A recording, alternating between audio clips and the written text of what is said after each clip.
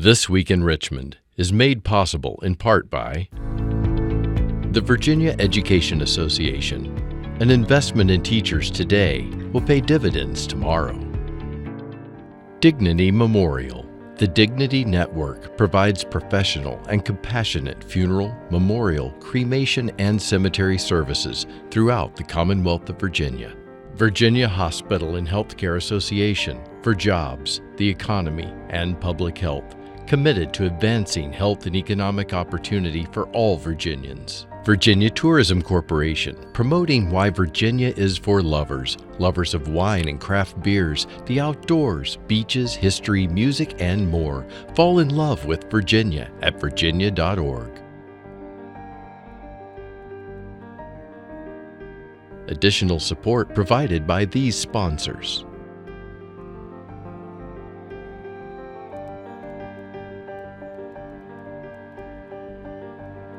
And by the members of Virginia's public television stations. Thank you.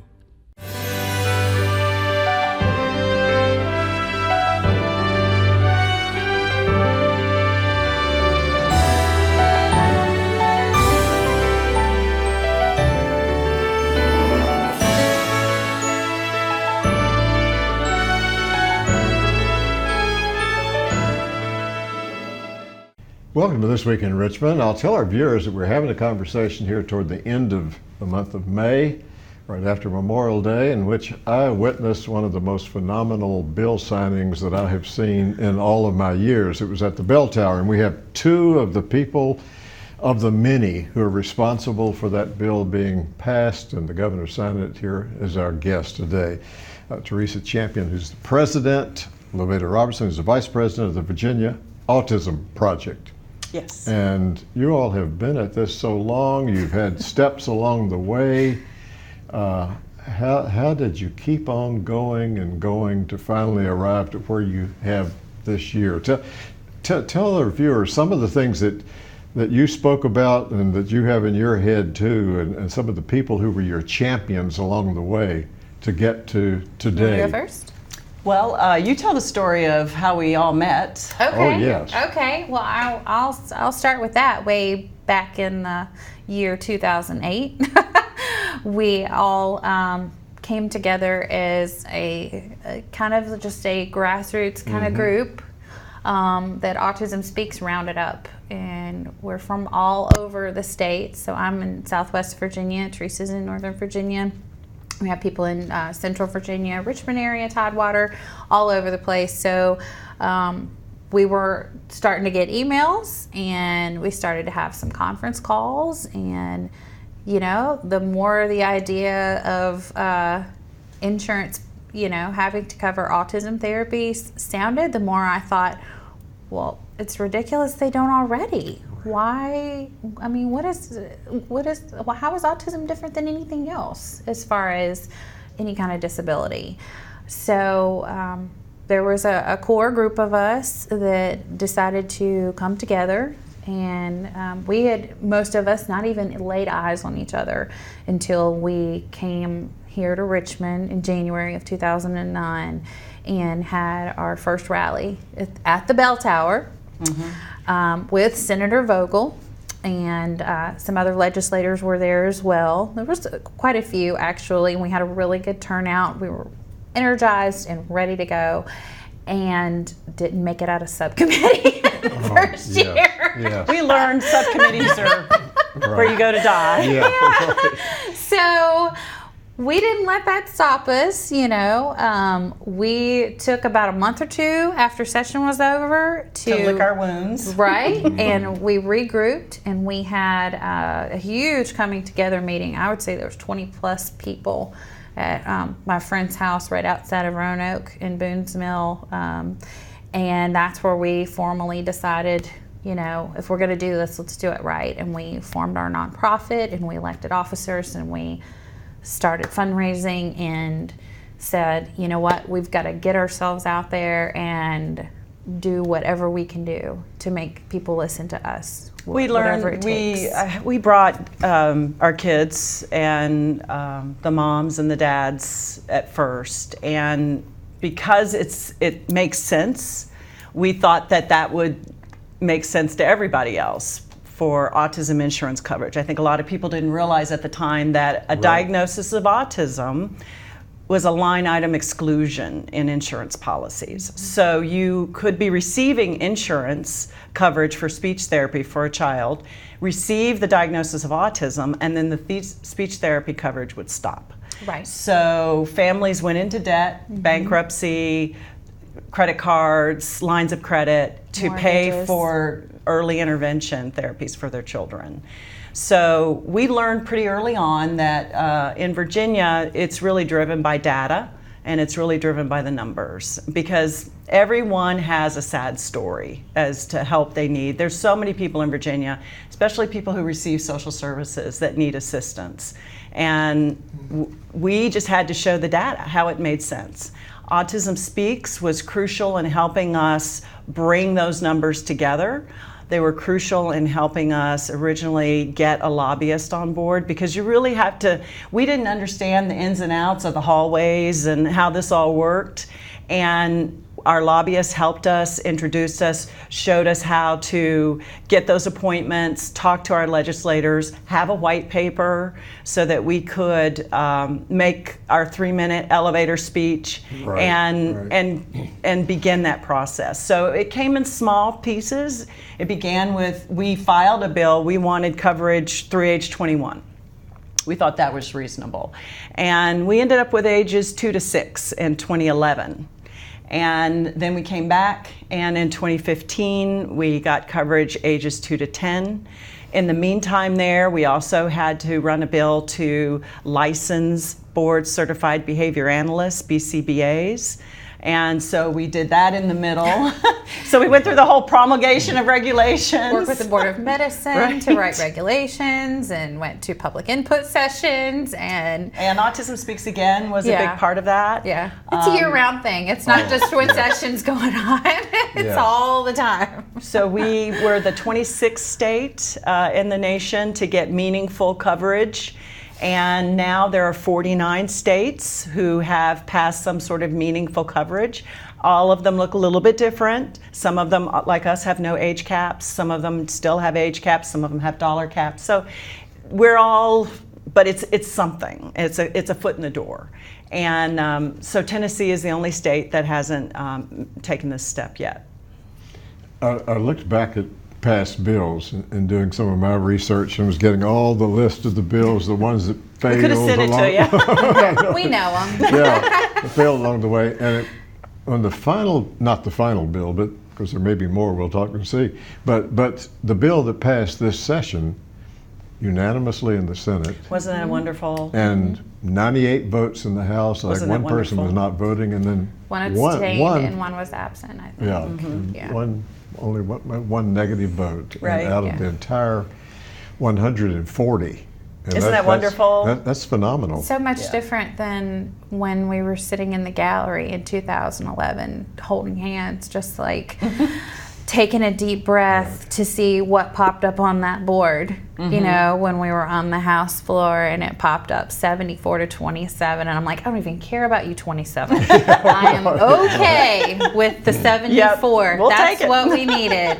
You know, I mean, that was phenomenal. And then to see what happened this year, it's just like night and day, the change. Your chief patrons from 2011 both made it to the event. Senator Janet Howell still in service in the Senate, and then Tag Greason, who's no longer in the House. But I know you gave a shout out to him during the time. Absolutely. He's dear to us because he very much threw his heart into this, and he pushed and pushed and pushed. And Senator Howell also. And I think leadership in a lot of ways is knowing when to be on the forefront and push forward and be ahead of the crowd.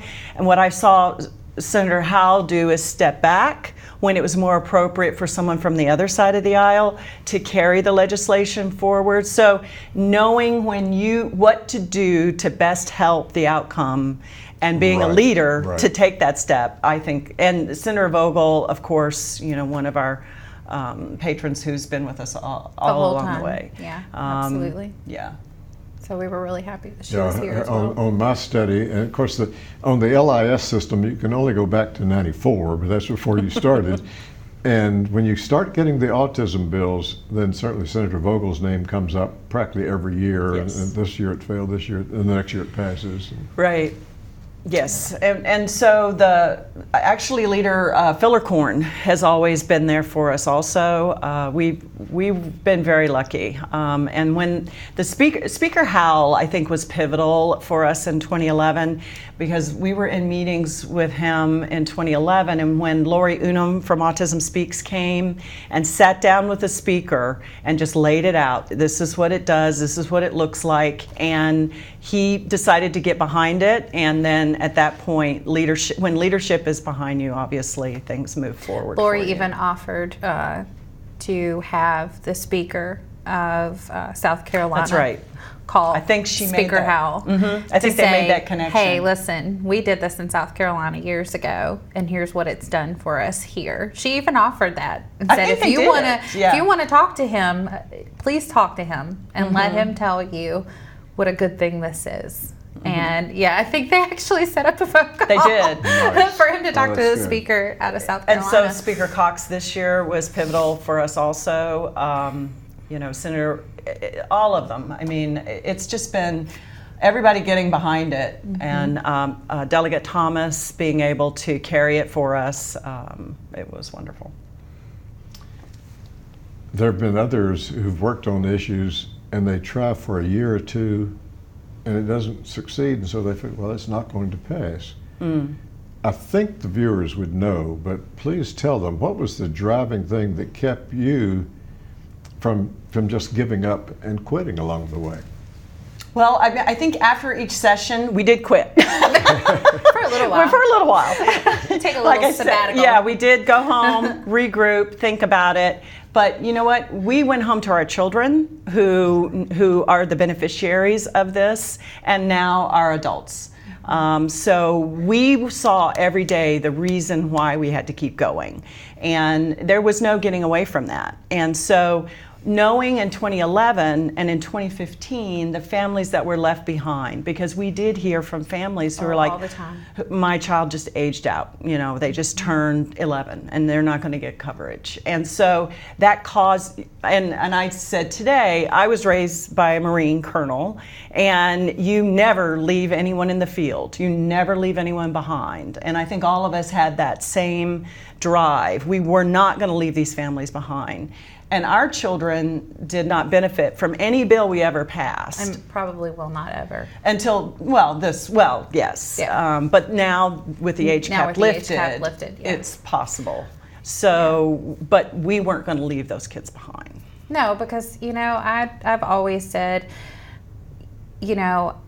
I don't want other families to have to struggle like we've had to struggle, like Adriana's dad and I had to struggle, as far as paying for a home program out of pocket, getting those denial letters from the insurance company saying that she didn't need occupational therapy when she couldn't even tie her own shoelaces, running an in-home ABA program, paying out of pocket. No mom should have to stay up until 2 o'clock in the morning graphing data to send to their behavior analyst, but I did it. I would work 10 hours a day and I would come home after my husband had ran programs with her all day. And then I would come home, I would graph data, I would scan it into my computer, and I would email it to our behavior analyst. And every time I sent her an email, cha-ching. Every time I sent her something else, cha-ching. But it's what needed to be done. So there was no question. I even was quoted by the AP one time that if I had to go live in a cardboard box out on the street to make sure that she had the best life possible, you wouldn't even have to ask what brand of washing machine it had to be from the cardboard box, because I would pick any. It wouldn't matter. I would do whatever whatever it took. But I don't want other families to have to feel as Financially strapped. Financially strapped. They need to worry about their children more than they need to worry about, are we going to eat? Are we going to be able to pay our mortgage? Are we going to be able to pay our light bill? because all of this was out of pocket. Oh, So absolutely. Right. we had Absolutely. we had 2 home ABA. My husband was in the Navy, and we had 2 home ABA programs because we were moving in different places. And I think early intervention, we can tell you the outcomes, the positives that happen from that. And that isn't the only thing the children benefit from, but what you're doing is you're improving their outcome in any way possible. ABA doesn't work for everybody, but this bill doesn't only cover ABA. It also covers speech therapy, occupational therapy, physical therapy. So Evidence-based practices. anything that, so. You know, one thing that I heard that I did not know until the bill signing was Delegate Thomas saying the accident and the way the bill came back from drafting. That was funny. Wasn't it? Yes. We knew it, yeah. Yeah. We knew that when it happened. You knew yeah. that when it happened, but our folks watching the show don't know. So one of you tell that story. Well, so we've learned in Virginia you have to be incremental in what Oh, you do. yes. So we were hoping for age 21, and we asked for age 21, but we got agreement to do age 18. And so when Speaker Cox went to Delegate Thomas to carry the bill, it accidentally got put in with an age cap lifted. And we contacted Delegate Thomas right away. Did you know what you just did? Because we're okay with it. As soon as it was published, we're sitting there reading it and going, what? We're okay with it. Okay. That's fine. If you know, it made us happy. So he said that the speaker gave him the go-ahead to go ahead and pursue that. So we're very grateful. Absolutely, yeah. Because absent that, you going for 18, then you would have been looking for another Another, couple of years. right? So- Another, yes, sir. Yes, you would have. You know, one of the other things that I learned from going back and looking at the history was, and I can't think of any other issue that I've been aware of, there were 3 studies done along the way. First, it was a legislative study. Right. Then there was a JLARC, Joint JLARC Legislative study. Audit Review Yes. study. And then it was a Joint Commission on Healthcare Yes. study. So, Yes. so it was the issue, although it was incremental, as you said so clearly, there was willingness on the part of the legislature to at least to delve into it and to study it, which says something good about those in the past, even before they got to where they got this year.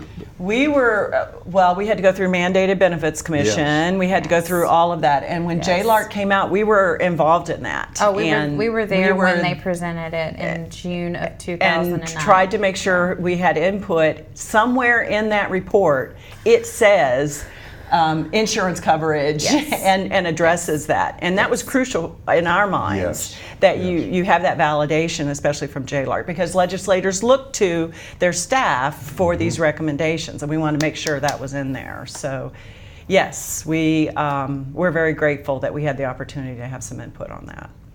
You know, one of the other interesting stories that a colleague who wasn't able to stay due to needing to be back home with his family, who told this morning, was taking his child, a very small child, to see Dr. Ralph Northam. That's right. And- Mark LaBelle's grandson, I think, was diagnosed by Dr. Northam. Yeah. And that must have been 12 or 14 years ago. Probably about 12 years ago, because Mark III is the same age as Adriana, and they're Okay. both 14, I believe. So yeah. And that grandson. So that tells you how long, you know. And I remember I was at the inauguration and the parade and the speeches for Governor Northam, and I remember he told a very moving story about a family with autism seeing him and talking to him about, hey, you diagnosed my son, and so he carries these families with him, I believe, and so we're very grateful that he was the governor that was able to sign this bill. Absolutely. We And are. that little 2-year-old or so that he saw years ago then led us all in the Pledge of Allegiance at Yes. the bell tower. I mean, that had to start the tears starting moistening up. absolutely. We were crying all day. Yeah. Yeah, Yes. absolutely. Yes. Well, as you celebrate now, what's ahead? What's ahead? Take a break and No, No, actually, we already have things. Right, cooking. we spoke. Judith Ursetti with Autism Speaks was here every single year for us, and testifying, bringing data, bringing reports, helping us develop the white papers. We've already got something in the works that we need to be working on next with reference to this, and so we're hoping that we'll be able to announce something soon that we're going to be working on with maybe expanding some of the people that might not be able to benefit from this bill. Because it's state regulated plans, and we have other issues. Right. In the meantime, the Virginia Autism Project as a whole, we've revamped our whole board, which Teresa named off today at the ceremony, and came up with also some other goals to have done this year and next year, as far as first responder training all over the state is really important to us as well. Also restraint and seclusion in the schools. That has become a hot topic, especially in Fairfax County, where our school district reports that they have 0 incidences of restraint and seclusion, and we have families in particular who have over 400 for one child over a 3-year period. And there's only 180 days in a school year, so that is an issue for us that we're going to be pursuing. Right, and as people come to us, which they do all the time with their problems or with questions and things like that, we're constantly fielding questions about where do I go for this? Medicaid waivers. Will this help me? Medicaid waivers, you name it. We try to address it. If we don't know the answer, we try to direct them to an organization or a person that will know the answer, because I think we've established ourselves as a hub. I hope people to come to, and then they come to us, ask us, what do we do, and then we can hopefully point them in the right direction, and connect them to what because we know what it's like, not knowing where to go, who to ask, being completely overwhelmed. So yeah. And if you go to your website, and we'll have it up on the screen. Well, our website needs work. Facebook page is better. Yeah. Oh, Facebook page. Facebook page is better. Our website needs some work, which we don't want to spend our money on, volunteer money on doing our webpage. So we'd love for anybody who out there is a volunteer to help us keep our webpage up, because we don't want to spend the money. We're all volunteers. We don't get paid. So right. I think I'm glad you mentioned that too. That not just that you need someone to do your website, but the fact that you're volunteers. Because some people watching, if we hadn't brought that out, might say, I wonder how much they got paid for doing all that. We get paid. Yeah. We get paid in lifelong lasting friendships and and being together like forever, because I would have never ever met this lovely lady that I call my dear friend had we not been brought together by this. I wouldn't have known her. Lifelong friend. She lives in Springfield, Virginia. I live outside of Roanoke. When would we have ever crossed paths? Probably never, if we hadn't met each other in 2008. And dear friend. That's so right. we've met some wonderful people along the way. Well, in our last couple of minutes, encourage, if you will, from your experiences, some who are watching the show who have other issues they're working on, and give them some encouraging words that I know that you all have about not giving up, not quitting. How to organize, not to give up. Persistence. Listen to the song by Tom Petty, Won't Back Down. Won't back down. Because that's hers. Won't back down. That's her theme song. Yes. Every time we would leave or come to Richmond is we won't back down. Sing that to each other. Stand me up, but I won't back down. That's right. My husband's favorite musician, Tom Petty. But yes, no, I think it's obviously our inspiration is our children. And so when you have that, it's easy to keep going. But you've got to find other people who are similarly like-minded and have the same passion.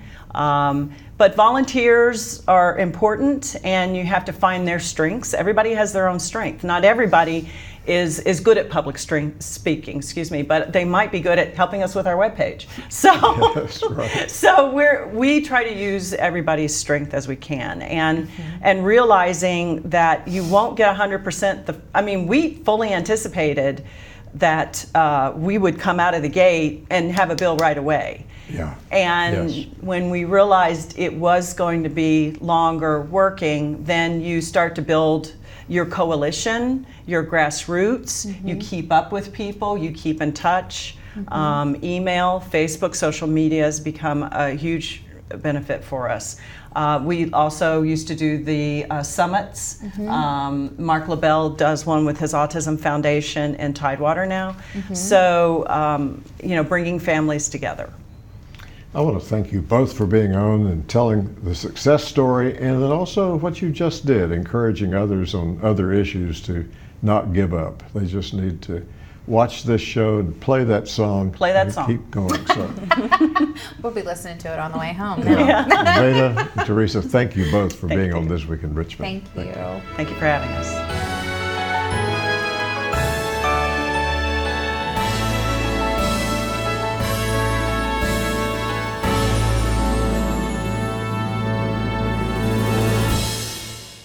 This Week in Richmond is made possible in part by the Virginia Education Association. An investment in teachers today will pay dividends tomorrow.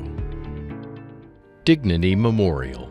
The Dignity Network provides professional and compassionate funeral, memorial, cremation, and cemetery services throughout the Commonwealth of Virginia.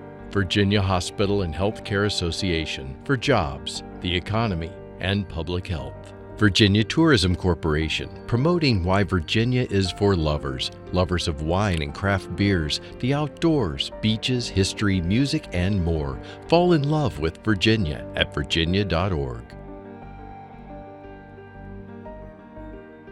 Additional support provided by these sponsors.